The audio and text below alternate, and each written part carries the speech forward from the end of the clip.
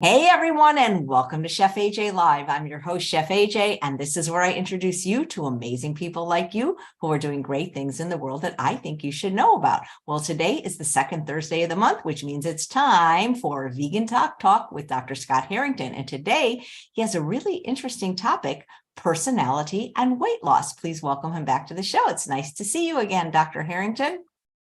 Hi, hey, thanks, Chef AJ. Thanks for having me on your show. Of course, I love it. I'm such a fan.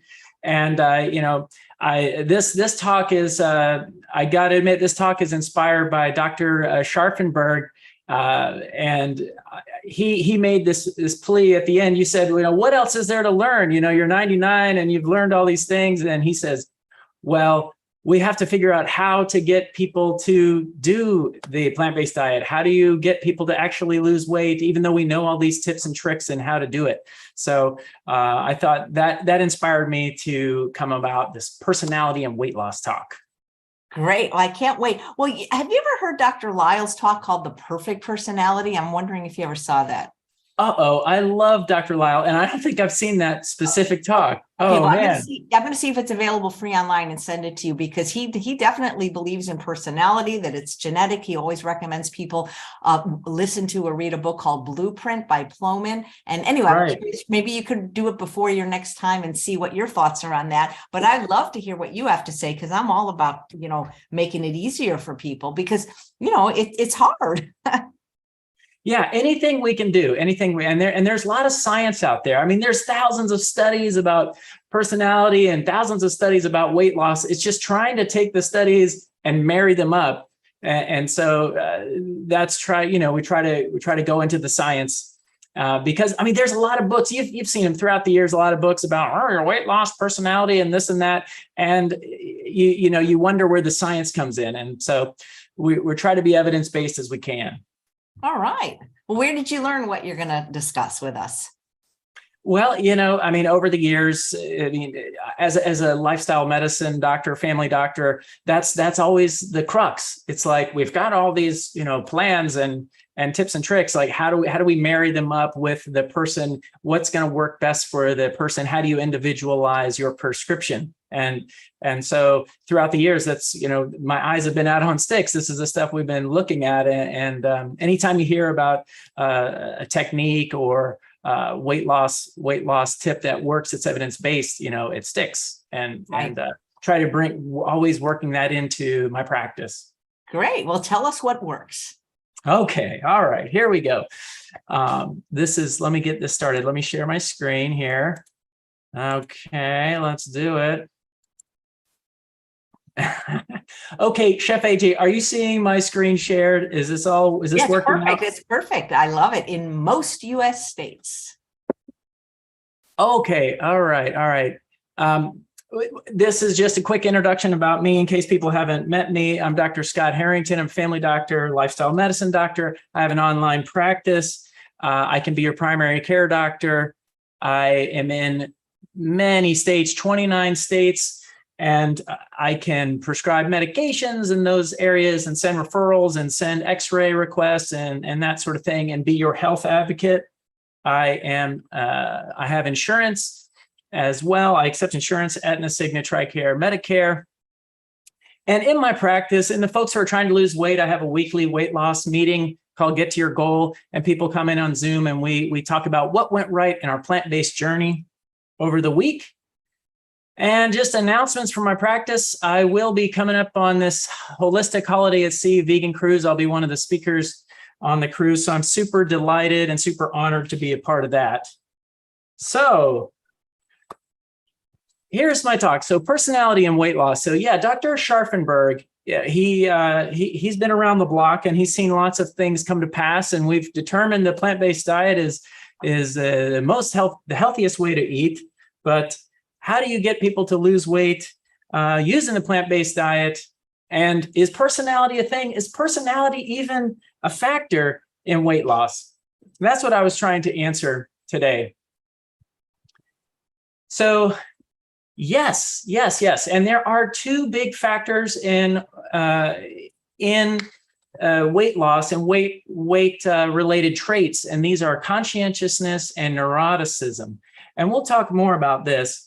But so we know that it's absolutely a factor. So you've seen the people who are super conscientious, they're orderly, their house is neat, they've got their meals all prepped up, and they're doing everything right. And then kind of on the opposite spectrum, you have people who are high in neuroticism, who are kind of prone to kind of just going with the moment and falling to their cravings and that sort of thing. So, but consciousness and neuroticism are part of something called the 5-factor model. And we use the acronym OCEAN: openness, conscientiousness, extroversion, agreeableness, and neuroticism. Some people call neuroticism emotional stability, or lack of emotional stability. And then we've all heard about Myers-Briggs, thinking, judging, perceiving, all this. I'm an INFP. I don't know, Chef AJ, do you know what you are? I don't know, but I'd love to take the test. Okay. Well, there's also something called the Enneagram. I don't know if you guys have heard about this, but this is it's kind of like character types. And this is a very interesting thing too. These are very popular models of personality, but which one has the most evidence? And this is clear. The 5-factor model, OCEAN, has the most scientific articles written about it and studied. And so 315,000 articles. And so the others kind of pale in comparison in terms of scientific evidence and support. So today we're going to be talking mostly about the 5-factor model. I work with my patients who are experienced with these various models, and people will come up to me and say, well, I'm an ENFP, or I'm an Enneagram type 8, or, I score high in agreeableness or something. And so I'll work with them related to those factors. We try to come up with, prescriptions for them, lifestyle prescriptions. But today we're going to talk about the 5-factor model. Okay, so this is, we talked about openness, conscientiousness, extroversion, agreeableness, and neuroticism. This was developed by coming up with adjectives that related to personality and then grouping them into similar traits, overall traits. And then under each of the sort of parent traits, they have other facets, they call them. So there's traits and facets. That could be slightly confusing. But within the 5-factor model, we have openness. You might call this type of person who scores high in openness an explorer, someone who is dreamy, curious, a thinker type of person, inventive, with wide interests, an idealist or artistic type person. Then there's the conscientious person. We already talked about this.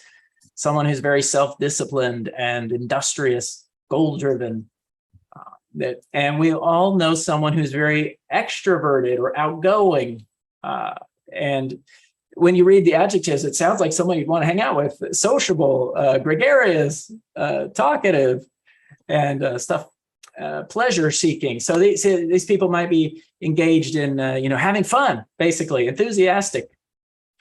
Then there's agreeableness, the cooperator, someone who's compliant and trusting and humble and gentle and, empathetic, sympathetic, tolerant to others.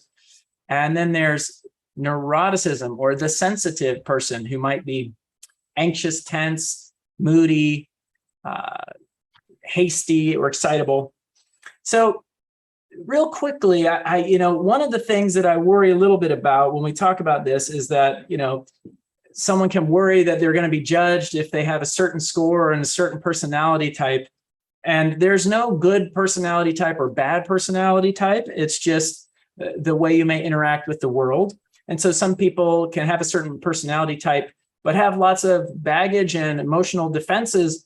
And they can sort of appear a lot different than someone who has kind of worked through these and has evened out their personality, so to speak. So you can score high or low in these, and it creates the individual personality. So this is my personality score. Dr. Harrington's right here. So when just reviewing the the free tests, easy tests to do. It looked to me like this one test, big5test.com. I don't have any monetary incentives or anything to say this, but big5-test.com, it produced this graph for me. And it also tells you whether it thinks that you're high or low in either one of these high or low compared to the mean, compared to other people.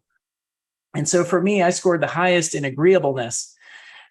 And so you can imagine how one person can be, I'm high agreeableness and conscientiousness, and that could be very different than someone's high agreeable and low conscientious. So there's a wide spectrum. And so the other tests that were available for free were this Truity.com open source psychometric project. These were free.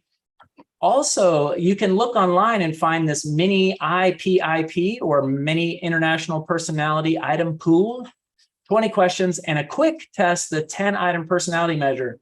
The problem with these is you have to score them yourself, and some of the questions are sort of reverse. So then you have to reverse the score. And so you have to look at the instructions, a little bit confusing.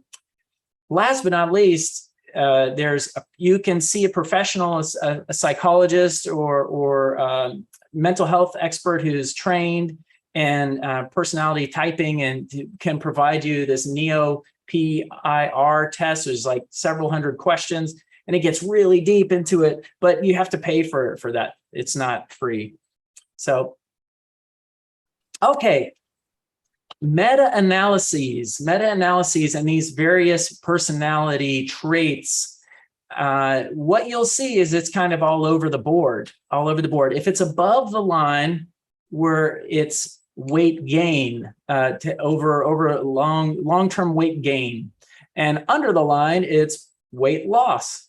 And you'll see that conscientiousness tends to be the group that has the least issues with weight, or able to lose weight and maintain weight loss.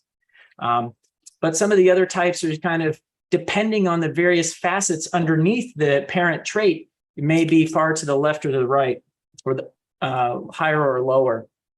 So this is what I was talking about. At the top, you'll see the traits, openness, conscientiousness, extroversion, etc. And along there, you'll see the various facets. And so what they found is that in conscientiousness, the facet of order tends to be one of the most traits that has the best time of losing and maintaining weight.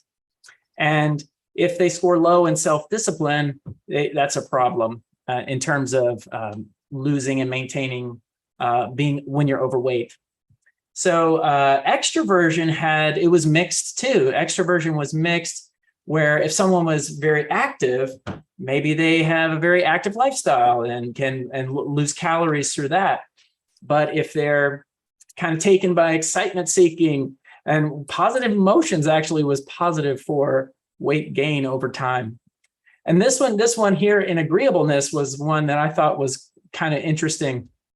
And this was the idea that trust being antagonistic or cynical, these people tend to gain more weight over time, that hostile individuals tend to continue eating even after they felt satisfied. So I thought that was pretty interesting. And then on the neuroticism scale, impulsivity was ranked kind of the highest for having problems with weight over time. And so this is, basically reworded what I just said. But I would like to highlight this one here. Is there was this very interesting study called the Baltimore Longitudinal Study of Aging. And it involved thousands of individuals since the late 50s. And they've been following these individuals, and a group of volunteers who volunteered to have their personalities studied. There was 1,900 of these volunteers. They allowed them, the researchers, to review their weight over time and test their personality. And they came up with this great data based on personality. And on the left side of the screen, you'll see kind of the average BMI trend, people starting in their 30s. being anywhere, women starting around BMI 23 and men starting around BMI 25, and then just kind of creeping up over the years. And when you compared those individuals to the individuals who scored the highest on impulsivity, that their trajectory, their weight gain trajectory over time was much higher. And then on the bottom there, you have the compared to low impulsivity scores.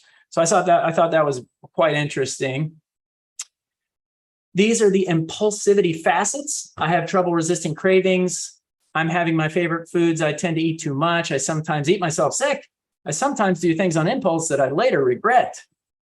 So those are when patients have these types of impulsivity scores that are elevated, you have to work on something called cognitive behavioral therapy to kind of help with rationalizing and helping to falling to these like craving behaviors. So can personality typing be used to guide weight loss strategies? This is like kind of the big question. So, but first, what are the strategies? And this is what I was talking about. So there's a lot of study. They've really nailed personality with all these various factors and facets, but can you marry them up with evidence-based strategies? So there are literally thousands of studies about personality and weight loss. And so when you're looking back at them, it's mostly about meta-analyses and taking all the studies together. When you do a meta-analysis, you have to find ones where the data kind of matches up. And so it does limit the data sets that you can match up. And in this particular study by Ashton, this meta review by Ashton in 2020, in Obesity Reviews, these were the studies that it was evidence-based and compared against a control and had a positive outcome. And so the percentages that you're seeing is the percentages of the studies that had a positive weight loss over time and maintained it. So these were the behavioral strategies: social support, self-monitoring, feedback or coaching, goal setting, prompts and cues, and we'll go into each one of these types of behaviors. Okay, all right, here is kind of boiled down these behaviors that from the meta-analyses. And if we talk about each one of them, one of the big ones is self-monitoring. And you've heard about, you can't track something unless it has a number. You can't affect a number, and I mean, unless you're actually tracking something. And so we're talking about logging your food intake or your weight or exercise steps, or some people track their body composition or their belt line. And there's even the idea of mood monitoring. If people are having problems, with bad mood swings and then having, risky behavior, risky weight gain behavior with a mood swing, then you could do mood monitoring techniques.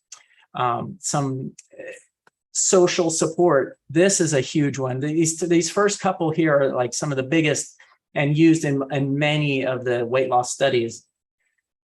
It is really hard to feel like it's you against the world. And a lot of times when we go vegan, it can feel this way. And so anything that you can do to increase your family support, your support from friends, get a support group, have people to bounce ideas off and who will encourage you, it is very important.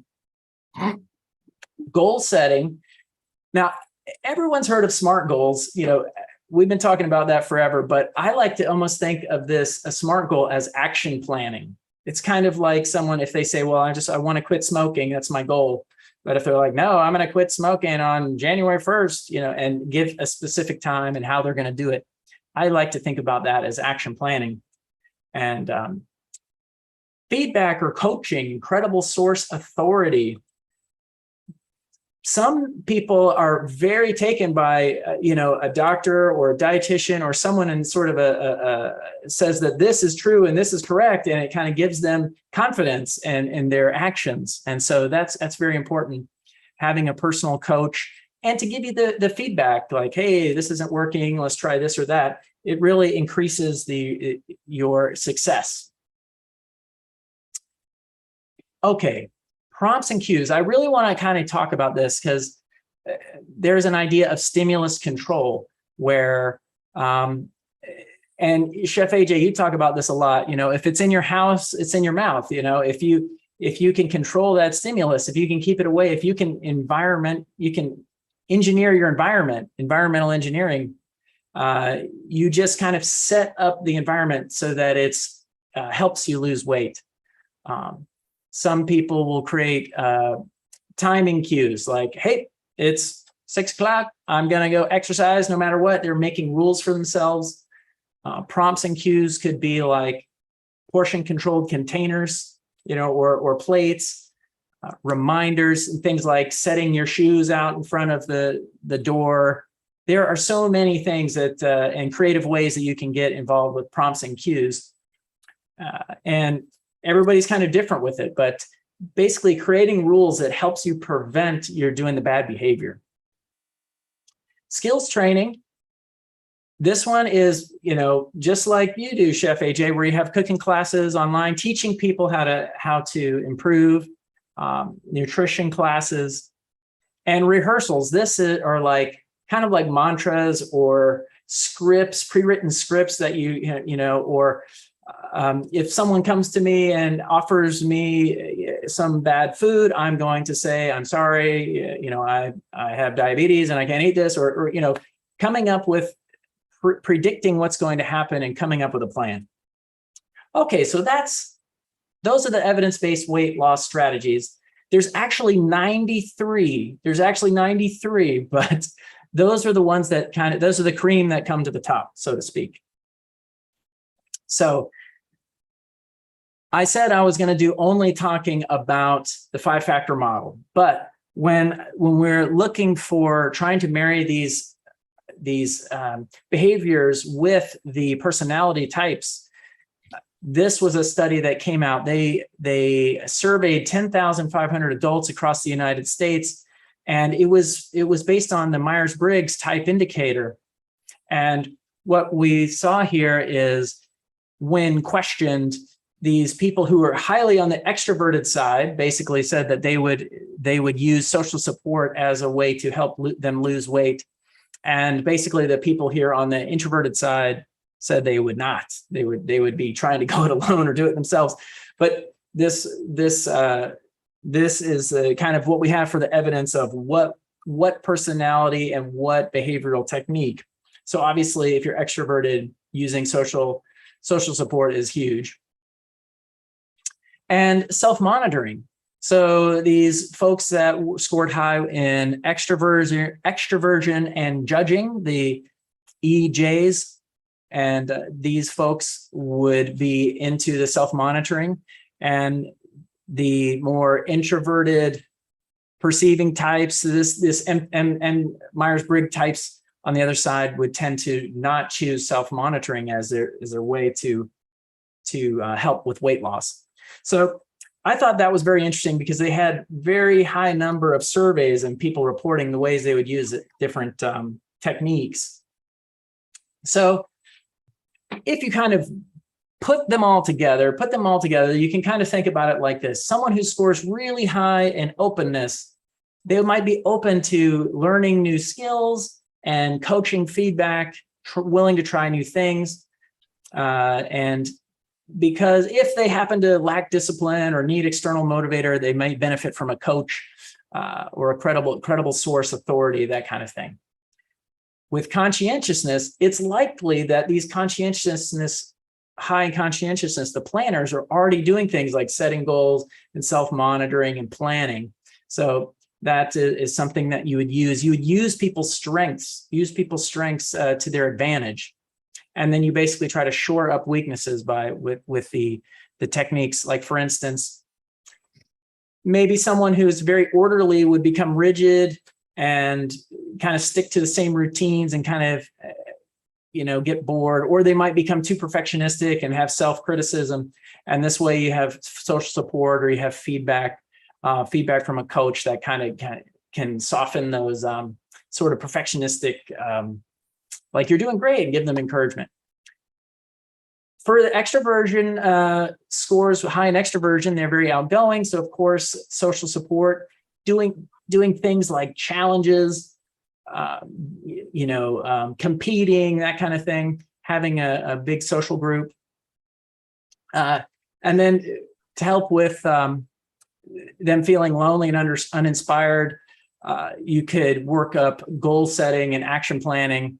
And if they're feeling like their goals are too lofty, you can try to help them be more realistic with their goals and set up things like cheat days and stuff like that. Someone who is a cooperator, I scored very high in agreeableness, and so this would be me. The problem with people who are cooperators is that they are very good at agreeing with the group. And so obviously, if you hitch your wagon on a group that is very healthy, you're going to sort of vicariously get benefit from that.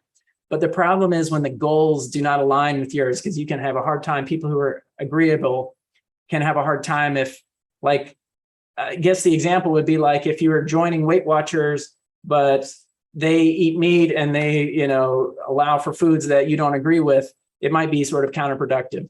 So that's kind of one of the keys for folks who are agreeable, is to make sure that you've hitched your wagon to a group that aligns with your goals. Okay, so one of the last ones here, neuroticism, this is what I was talking about, the prompts and cues, trying to make it so that if you're hungry, angry, lonely, tired, if you're having these things that make you want to sort of self-soothe, setting up the environment such that you can't fail. This is called prompts and cues, environmental engineering. And then using things like mood. There's a lot of mood monitoring apps that people can use to kind of help them realize, and then they use the cognitive behavioral therapy techniques to change unhelpful thoughts. Now, this could be provided by a mental health provider who are focused on using cognitive behavioral therapy. So this is if someone is having a lot of problems with disordered eating, that this might be something that you can use to help. One thing that you can decrease sort of the anxiousness about your change of behavior is getting some classes, becoming sort of an expert in your weight loss journey, like through skills training, getting some coaching sessions and that sort of thing. And then also do those rehearsals or scripts, like knowing when something's about to happen and you've already had it planned out. You already know what you're going to say. Okay, so that was pretty intense. But real quick, we've got to talk about this. We've got to talk about the broad study. The broad study was a study about the whole food plant-based diet. It's 2017. It was in New Zealand, and they had a group of people, and they used education classes, so skills training. They used self-monitoring techniques. They had prompts, they had traffic light diets and different rules that they used, and they would meet and they would be kind of provided guidance. And it's debatable whether they had social support, because when they met, they would watch movies like Forks Over Knives, which inspired me to go plant-based, and things like this, where they would probably had a group of people that they could rely on. Anyway, so far as I know, this is the weight loss study that has the highest amount of weight loss and successful maintaining at 6 months and 12 months, where they lost 26 pounds on average in the weight in the study. So this is just phenomenal. And they use these evidence-based strategies plus the whole food plant-based diet. So in conclusion, basically, discover your personality type, use your strengths, find any little technique that you can use that can improve your chances of weight loss. It's very difficult to lose weight. And so, putting your best foot forward for a personalized journey is what I recommend. Use these evidence-based strategies, especially social support, self-monitoring, and goal setting, and get a provider or a coach who's willing to work on you with these personality types. such as Dr. Harrington. Once again, these are the states that I am in 29 different states. And that concludes my talk. Well, ready to answer your questions. thank you so much. Now, is it okay if the questions are not necessarily on this topic, because people have sent them in advance, just knowing that you're a vegan doctor and had vegan type doctor questions? Absolutely. Absolutely. Thank you. I'll quickly scroll through the chat also to see if there was any on the topic. But I find this fascinating because, you know, you really can't change your personality, but you can change your environment. That's right. That's right. Yep. Okay. So here we go. Boop-a-doop-boop-boop. Here we go. Here's the first one. All right. Okay. This is from Keisha. Can you please ask Dr. Harrington if vegans should be tested for vitamin E? When I sometimes use Chronometer to check, I never seem to get enough. I do eat big salads 5 days a week, a green smoothie, and a pound of broccoli. I'm SOS free and only eat nuts in a salad dressing. I think people worry so much about nutrient deficiencies. I never worry about any of that. I don't count. I just don't. I don't want to say I don't believe in it, but I feel people focus too much on things that are not as important. But you tell me what you think about that. I know. Yeah. Vitamin E, you know, it is one of the ADEC, the oil-based vitamins. And it's not likely that we're going to be deficient because our body, you know, holds on to it. And it can actually be a concern with toxicity if you're overdoing it. And that's kind of, it's very easy to kind of get on the bandwagon of adding this and adding that. And before you know it, you're taking a bag of pills kind of. And so, yeah, once again, the goal is always to try to peel these off and get these from from whole food. I really, love when I hear Dr. McDougall's attitude about this. You know, he totally dismisses it for the most part. But yes, sometimes on Chronometer, you'll notice. I love the fact that you've used Chronometer, and so I would like to praise you for that, because gosh, it's a great tool, and it can really help you determine like if you're overdoing it on fat. I would tell you to kind of watch out to change the macros. You could decrease the fat and protein macros and increase your carb macros, whether you want to do 80-10-10 or 70-15-15 kind of thing, so that because the baseline, it'll say that you're not eating enough protein and fat, and when you're eating a vegan diet, it's a good thing to kind of decrease the protein and fat requirements on that. But what you'll see is that vegans, you'll tend to be low in zinc and selenium unless you're eating one Brazil nut a week. It'll say that you're low in calcium and that sort of thing. It's not typical to be low in vitamin E. If you are, double check, make sure you're eating foods that contain a reasonable amount of vitamin E. And so if you find that you're always low in some of these, nutrients that vegans kind of lack, you could consider doing some sort of multivitamin, but I would recommend only trying to shore up what you're missing on the Chronometer app, as opposed to trying to get super high doses. When I looked up foods high in vitamin E, they said that it's not just nuts. I mean, it said that red bell pepper was high in vitamin E, and even greens.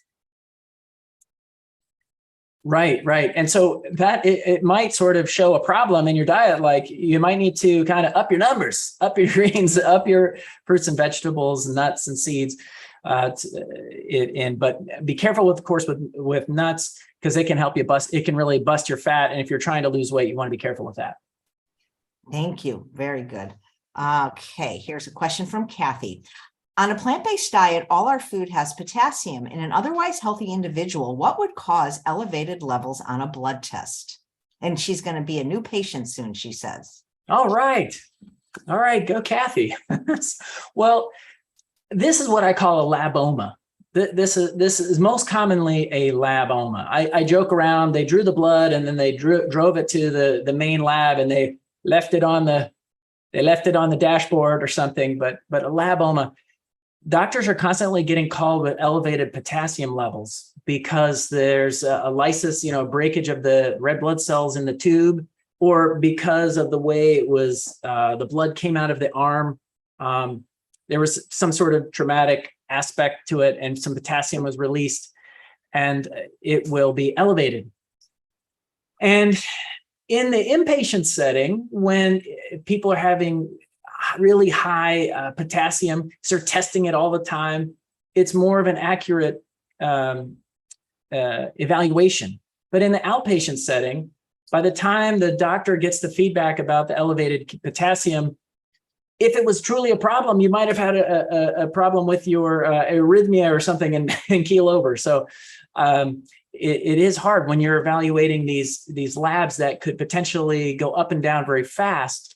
And you oftentimes assume that they are labomas or a problem with the way that it is processed. So yeah, most of the time, the body keeps the sodium and the potassium and the calcium and all these electrolytes at a very even levels, just like temperature and pH and these kind of things. And so unless you're clinically suspecting that you're having elevated potassium for whatever reason, maybe you have problems with your kidneys, maybe you're having sort of an overdose of blood pressure medicines that relate to potassium. Maybe people are taking, overdoing it with potassium pills. But a lot of times when people get these tests, they will make assumptions about their dietary intake of potassium, but that's usually not what the number is reflecting. Thank you. All right, this is from Susan. Could Dr. Harrington please explain what exocrine pancreatic insufficiency is? How is it diagnosed and how is it treated? Okay. Exocrine pancreatic insufficiency. I'm assuming what this is, so exocrine is the excreting hormones, and pancreatic insufficiency. So they're probably talking about the, I'm sorry, not excreting hormones, excreting enzymes.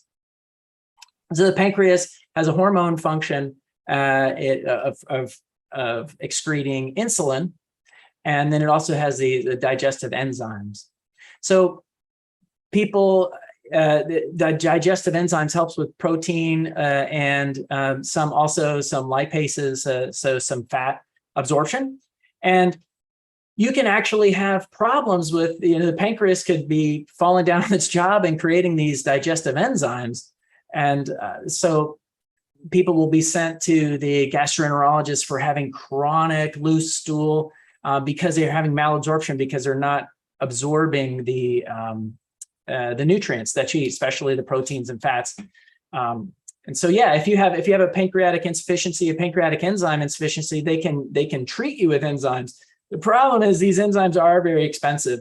And so you don't want to just try them out just in case. You want to actually be diagnosed, and you can do a pancreas enzymes through stool studies, but stool studies tends to not be my first thing I go to with patients, because it's like, oh no, I've got to go do stool studies. Oh no. So, but yeah, so people who have chronic diarrhea and malabsorption syndromes, that is one of the things that's worked up, but they do have supplemental pancreatic enzymes that you can take. Great, thanks. This is from Miko.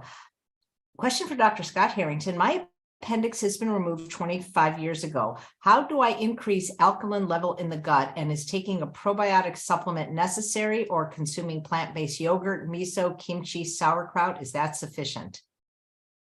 All right.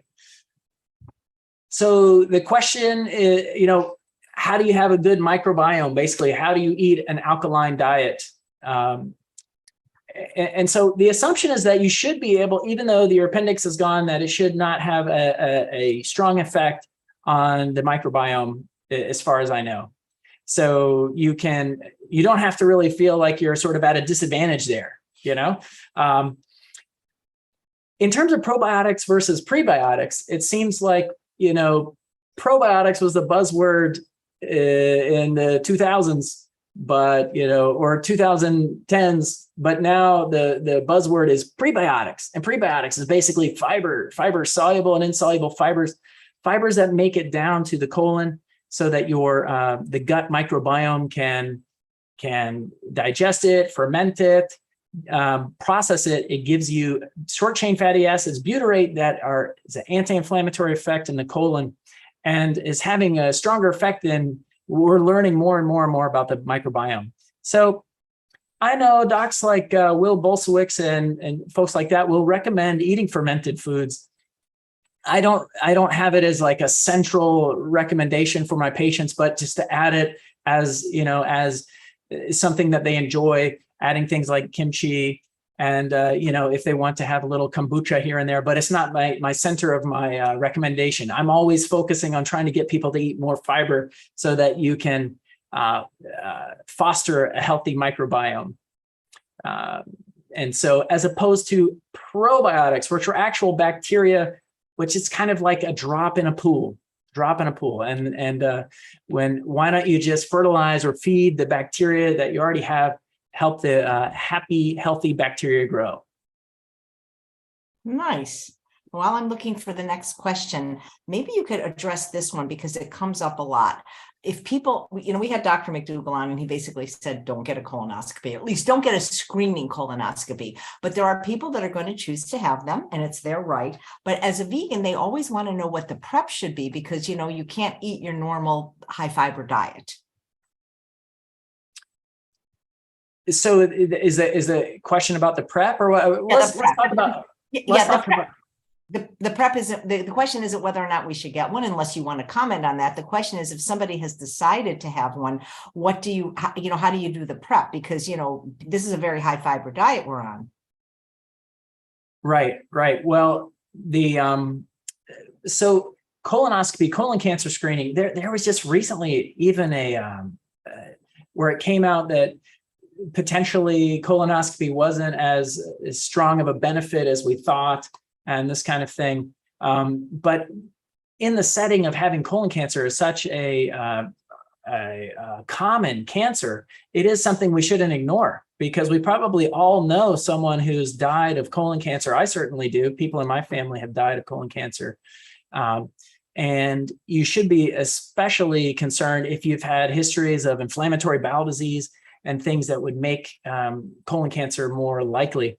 So the good news is now we have poop in a box, fecal DNA testing, which I love. And I gotta admit, I felt so funny bringing my little box because I'm 46. So last year, 45 is the new 50.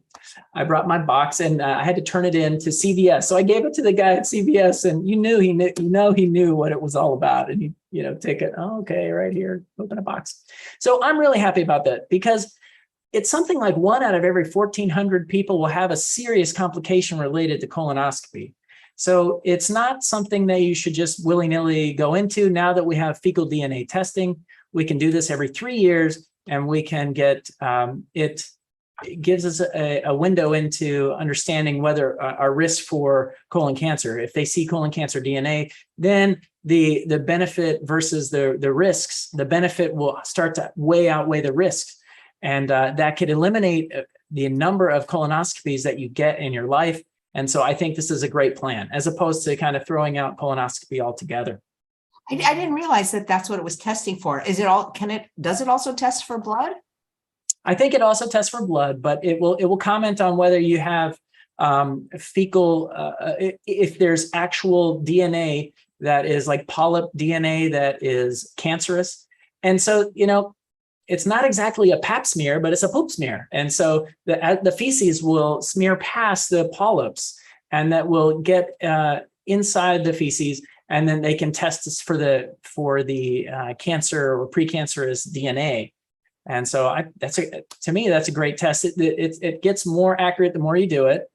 And so, yeah, I think if you can avoid colonoscopy, because it's a procedure. And so the question about the prep, they have, it's Miralax, basically. It's a osmotic diuretic, osmotic laxative, and you have to drink a big jug of this clear liquid, and it's no fun. It's no fun. But if you have to do it, if you have positive screening tests, colonoscopy could be, it's not only diagnostic, it's therapeutic, because if they see something, they could take it out. And so it shouldn't be totally dismissed. It's a great, Oh, no, great no, tool. and I don't think he was saying it should, he's just Yeah. saying screening ones for otherwise healthy individuals, you know, how Right. a lot of times they'll just say, hey, you're 50, it's time to get one, you know? Right.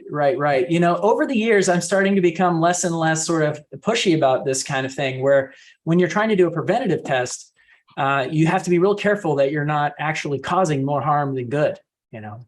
Yeah. Thank you. But again, the prep, I think people are asking what they should eat, because you can't just, you know, like, do you understand? Like, I don't think you can eat your same diet in it the few days before. Or can you can eat the same diet, but when it comes time to start the prep, it's you know, you're having to drink you're having to stop eating regular food. You can only probably eat clear liquids, and then you start the prep. That's the worst part about it, if you ask Yeah, me. Is right. prep. All right. Yes. Thank you. Wendy says, how much B12 do you recommend for vegans and how? Well, I guess it seems like the best scientific answer that everyone, a lot of the vegan royalty doctors who I follow, you know, they seem to land on 50 microgram tablet per day, or like the large dose, like 2,500 micrograms once a week. And I find myself doing 500 per day, mainly because I forget to take it. Because I don't have a bag of pills that I take every day, you know, so I forget to take it. I'm constantly sort of, you know, thrashing myself because I forget to take my B12 and my vitamin D, because I'm human and I get busy and forget. So that's why I end up taking a little bit higher dose. And so B12 is a water soluble vitamin, and you know, it's unlikely that you're going to overdose yourself, but you see your family doc and you can have them draw B12 and find out if you're actually on too high. You don't want to go ridiculously high. But if people aren't at least taking it, they can slip into deficiency. So I don't tell people to ignore it, because one of the biggest problems is you don't feel it if you forget. You don't feel like all of a sudden, you know, mental fog and all these problems and neuropathy and numbness. It's not something that happens right away. And you can get lulled in sort of this sense of security. And so I don't know about you, Chef AJ, but I've heard of these various sort of horror stories that have happened with people, especially, you know, they're trying to be all natural and not including B12 and not taking anything. And then the horror stories is, for instance, in a female who might be mildly B12 deficient and then getting pregnant, having the infant, and then once the infant kind of always being mildly B12 deficient, if you're B12 deficient, and then if you're not supplementing the infant after they come off the breast, like just having, you know, failure to thrive and all sorts of problems. And so we've all probably heard some of these horror stories, and it shouldn't be something that deters you. It should be something that motivates you to take B12, and almost any dose is okay. But the lowest sort of recommended reasonable pill dose is 50 micrograms. Great. Thank you. I was taking it every day and it was way too high. So I take it like 3 days a week now, 1,000 micrograms, and seems to work. Perfect. Yeah. Everyone's got a little bit different absorption, and some people have, you know, the MTHFR gene and all this stuff. And so it is nice to be able to test so you can see where you're at. If you're kind of doing too much, you can kind of bring it back a little bit. Great. Thank you. There's a question from Linda about the Cologuard. She says, why does the test say not to take it if you have a family history of colorectal cancer? It says this product is not recommended for those with a family history of colorectal cancer. They may be talking about if you have a very serious high risk of colorectal cancer, that potentially the risk of having a false negative and delaying colonoscopy is you know, it's not recommended to delay colonoscopy. So yeah, if you have a strong family history, you might sort of lean into colonoscopy, but it's everybody, it's a personal decision about what risks you want to go through. So it's a discussion with your doctor. If if your parent, one of your parents died of colonoscopy, they recommend that you get a colonoscopy. If your parent died of colon cancer, then they recommend getting the colonoscopy 10 years prior to the diagnosis of your first degree family member. So it might be, if you're within that window, it might be reasonable to go straight to colonoscopy. Thank you. Question about Brazil nuts from Christina. Are roasted Brazil nuts okay, or should they be eaten raw? The answer is to eat your nuts raw, but the problem with creating AGEs and the polymerization and the stuff that can happen to nuts, high protein, high fat foods that when they're subjected to heat, it causes a little bit more toxins that you could avoid simply by eating the raw nuts. However, compared to cooked meat and other non-vegan foods, you're going to get so much less of these AGEs than you would. So I mean, it's probably okay to roast your nuts every now and then, but ideally, if we want to do the best and decrease the amount of AGE toxin exposure, is to eat raw nuts. Great, thank you. Here's a question from Deanna. She says, what causes scalp sores and how do you get rid of them? I've been eating whole food plant-based for 3 years now. If you can't answer it, we do have a dermatologist that has a monthly slot. Awesome. Well, I'd love to hear what they would have to say, but I mean, scalp complaints, and as a family doc, I kind of deal with scalp complaints and stuff. So seborrheic dermatitis is super common, dandruff, and you can cause irritation and redness and itching in the scalp, and then sores can develop. So that's probably, that's by the numbers, probably the number one problem that people are dealing with. There's also, plaque psoriasis, and these kind of things that you respond to steroid solutions and that sort of thing if you're known to have psoriasis. But the most likely thing is this evil thing called seborrheic dermatitis that many people experience. I mean, I would say 1 out of 2 people experience. And seborrheic dermatitis and dandruff can be in the scalp, and it can be on the face and around. And this is near and dear to my heart because this is something that I deal with a lot. But what's happening here, what we think is happening, is that a yeast on our skin is eating the oils and creating an acid as a byproduct, and creating a local inflammation and redness and a burning and itching kind of feeling from the acid. And it also creates a lack of adherence of the skin cells, such that they slough off faster. So the way you treat it is multifactorial. You're going to basically wash your hair. You're going to remove the grease by washing your hair, at least every other day, and that you can use antifungal shampoos if you can work that into your regimen.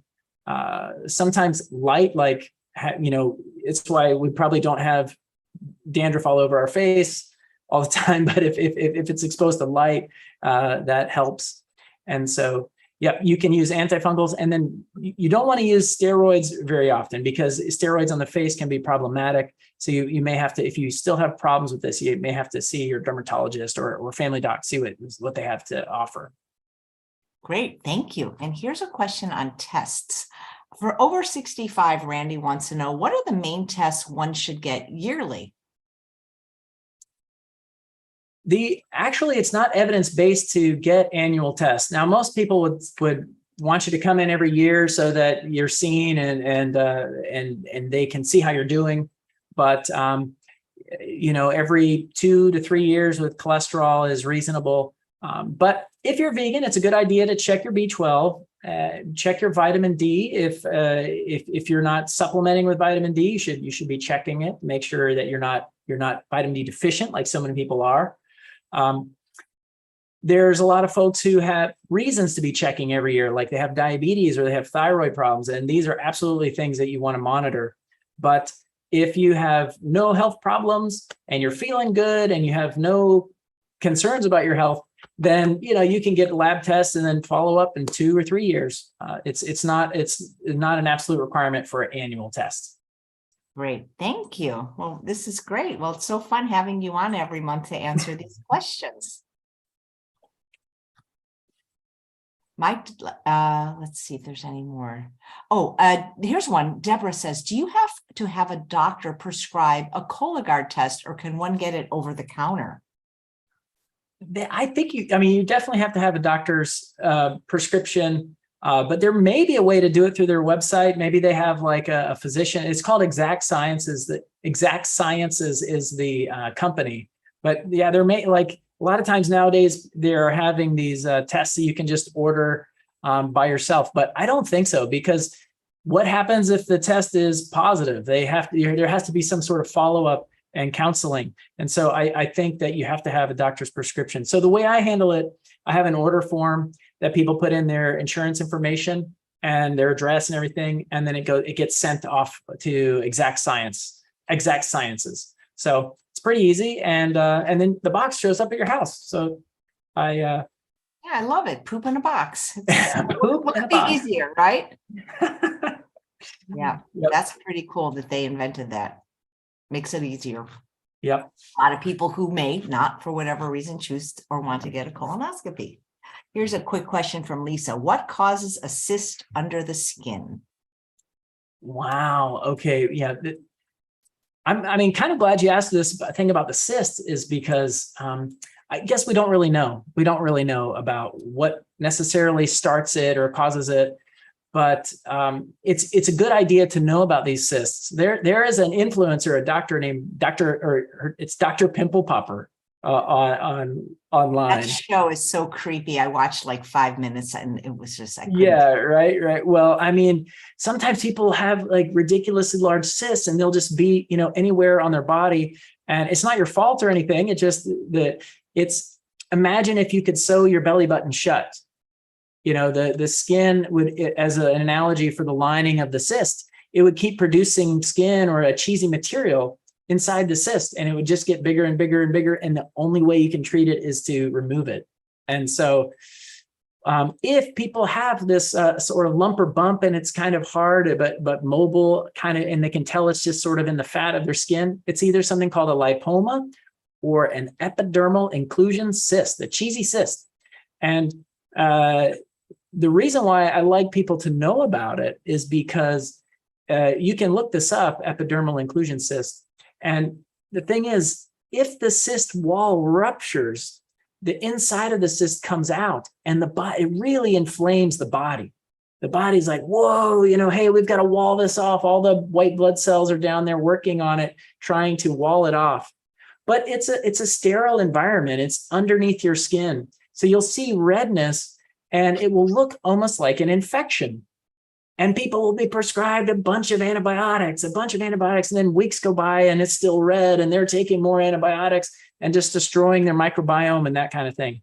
So I'm kind of glad you brought that up, that if people develop a cyst or the cyst ruptures, there's no requirement for antibiotics. You can get it drained and surgically removed, and it just takes time for it to wall off and heal up. But the biggest reason to treat it is if it's in an area where you bump into it, or it's at your belt line, or it's unsightly and you want to trade it for a scar or something like that. But yep, epidermal inclusion cyst. Wow. How do you remember everything you learn in medical school? I just can't imagine just like no, seriously, both my brothers are doctors, but still, like, you have to know so much. And how do you even remember it all? Well, look at you, Chef AJ. Yeah, you've had thousands of people on your show. Oh my God. I don't remember them all. No, I'm almost at episode 1400. I'll be at episode 1400 on Tuesday, and I have a special guest I haven't announced yet. I know it's crazy, but yes, I do. It's so funny when people write me and they go, "Do you remember what show?" And I'm like, "No, I don't. I can't remember." Oh my God. Honestly, yeah. You learn so much in medical school, and you forget half of it, and then half of it changes, or 90% of it changes. And so, yeah, as a family doctor, I have to know a little bit about, a little jack of all trades kind of thing. And so I'm never afraid to, if a patient comes to me and is like, what do you know about this or that? And if I just don't know, then we work it up together. I'm kind of their medical interpreter. We can, with 5 minutes on Google, people can become very smart about most topics, and we'll just kind of beat you out on your medical expertise. So it helps to kind of have the medical training and the medical interpreter translator. And so that's kind of how I see myself. As time goes by and the internet and AI gets smarter, I'm just going to have to be the AI translator, basically. Wow. Is there a specialty that's like easier? Like, I'm sure they're all, but like, is there one, like, not that I would go to medical school, but like, is there one where you don't have to know as much? Like, I don't know, what's the smallest body part or organ or? Well, I always kind of joke around about like, oh yeah, those specialists, they only have to know one body part or whatever. Yeah. But I'm sure it's just as, hard, they would probably, poo-poo the idea of family medicine or whatever, but, or lifestyle medicine for that. Or, yeah. Lifestyle, what? You don't prescribe any medicines? You don't have to know anything, right? I always thought that if I was going to be a doctor, I'd be an endocrinologist. Don't know why, but that's what I always thought. Yeah, talking about personality, there was this test a long time ago. They probably still have it. It was about trying to use personality like a guidance counselor to choose your medical specialty. That's so cool. Yeah, and it was true. Basically, what I did when I did all my rotations, I would go around and basically where I would fit in, I was like, I think I'm going to do this because, at first I thought I wanted to be this, like surgeon guy doing like creative plastics and rehabilitation for people, soldiers who got, injured or burned or something like that. But then when I hung around all the surgeons, basically I did not fit in the surgeons, but around a bunch of family medicine folks, kind of cheerful, relaxed, chilled out, agreeable folks. It's just where I fit in. Wow. My brother was an anesthesiologist and he had the perfect personality for that because he did not like talking to people. Right. You've got to kind of find where you fit and bloom where you're planted.